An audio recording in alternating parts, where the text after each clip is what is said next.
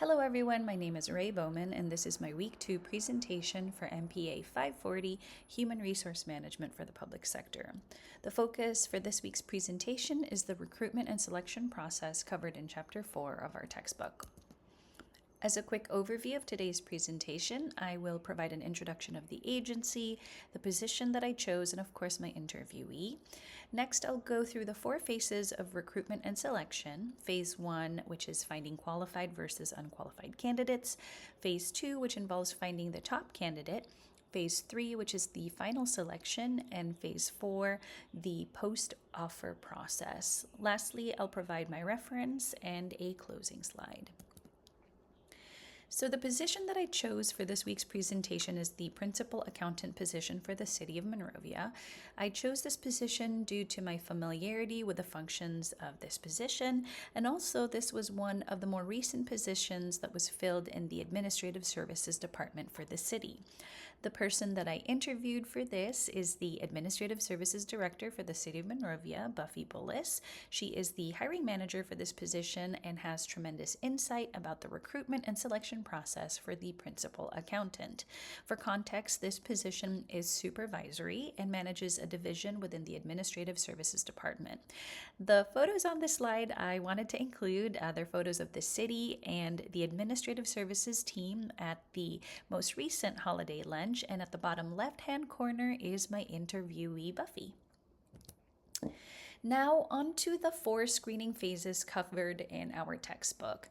Phase 1 involves screening candidates who have applied and determining whether they are qualified or unqualified. This portion of the recruitment process is initially handled by our Human Resources Department, and the initial screening for the most part, for most positions, are centralized within the Human Resources Department. And this is due to the fact that job postings for the city typically get quite a lot of applicants. So at this stage of the selection process, HR goes through all the applications and screens for related job experience, education, relevant certifications, and demonstrations of other non-technical or interpersonal skills. Job postings are typically open for about a 2-week period, but for this position, we've also done longer, going up to 3 to 4 weeks.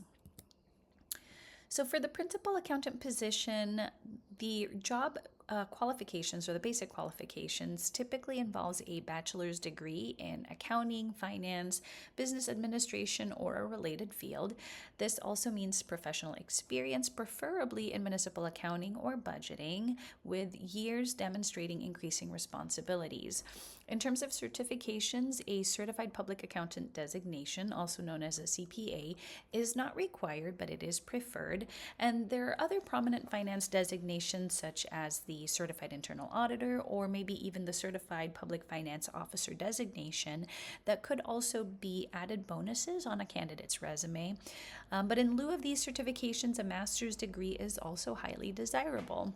In Buffy's experience, those who have a CPA designation have been successful in the principal accountant position, especially if they have audit experience, as this is very helpful and a large part of what this position will do. There's no testing for this position, and that's largely due to the fact that the pool is generally narrower and the resumes are a good indicator of the qualifications of this position. Now that we have a pool of candidates that HR has reviewed between qualified versus unqualified, they typically provide a list of potential candidates to the hiring manager, in this case Buffy, and provides their application packets, which could include a cover letter, their resume, and maybe even letters of recommendation, so that Buffy can narrow down the candidate list to about 6 to 10 candidates that she would like to see move on to Phase 2. And Phase 2 is predominantly the interview process. This, for the City of Monrovia, typically involves a panel of raters. Typically, there are 3 panelists or interviewers. And at this stage, Buffy's checking to see how the candidates' experiences fit the position, but more importantly, how the candidate's interpersonal characteristics fit with the existing team.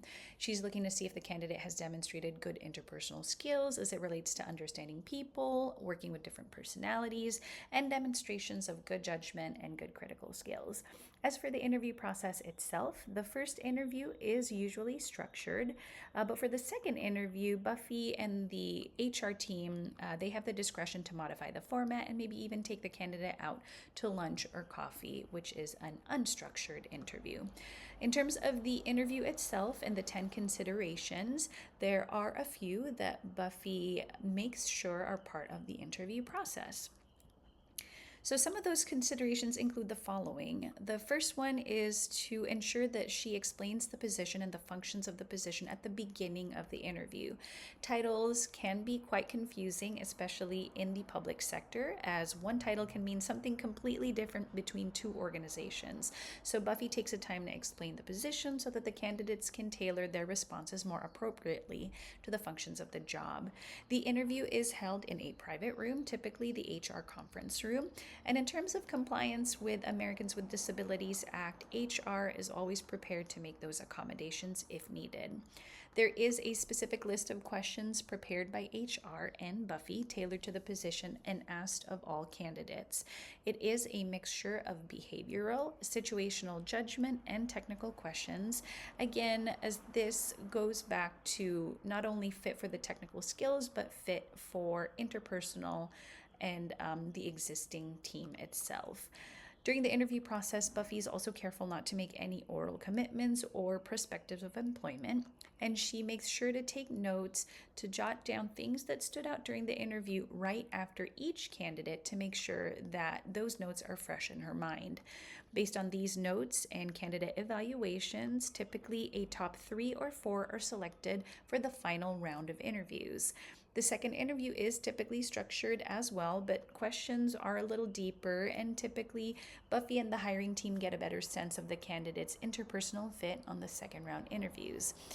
At this point, after the second interview, Buffy will typically have a top 1 or even top 2 candidates. Which brings us to the next phase, which is phase 3 of the selection process. At this step, we've identified the top candidate, maybe even a backup candidate just in case. And at this point, HR and Buffy will review their application for the appropriate salary range that could be offered, given a few factors like their current position, their experience, and where the city thinks it's most appropriate to start them off with at the city. If the candidate, for example, has more job experience, they may be brought in at a higher salary step or lower step if the candidate is going to be a greener principal accountant. This stage also enters a negotiation process if needed, and there could potentially be some back and forth as the compensation and benefits package are discussed. And for the fourth and final step, after the candidate has accepted the conditional offer, they will typically undergo a health screening, which includes vision, hearing, and a drug test. There will also be a requisite background check, and overlapping with this process is the final reference check as well. After the candidate has cleared all of this, they can, of course, start with the city on their first day, and Buffy and the team will prepare for their onboarding.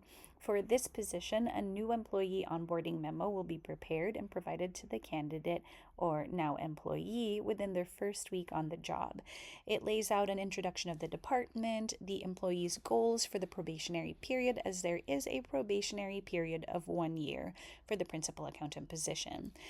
The memo essentially documents the expectations for the employee and what they'll be working on.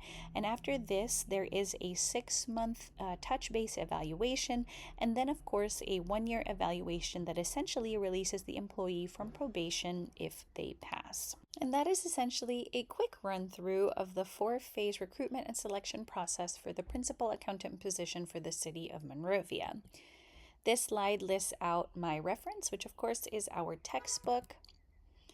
And with that, I'd like to thank you so much for your time. Special thanks to Buffy Bullis from the city of Monrovia for taking the time to help me out with this week's homework and for the recruitment interview. And I am looking forward to your feedback and questions. With that, have a great rest of your day.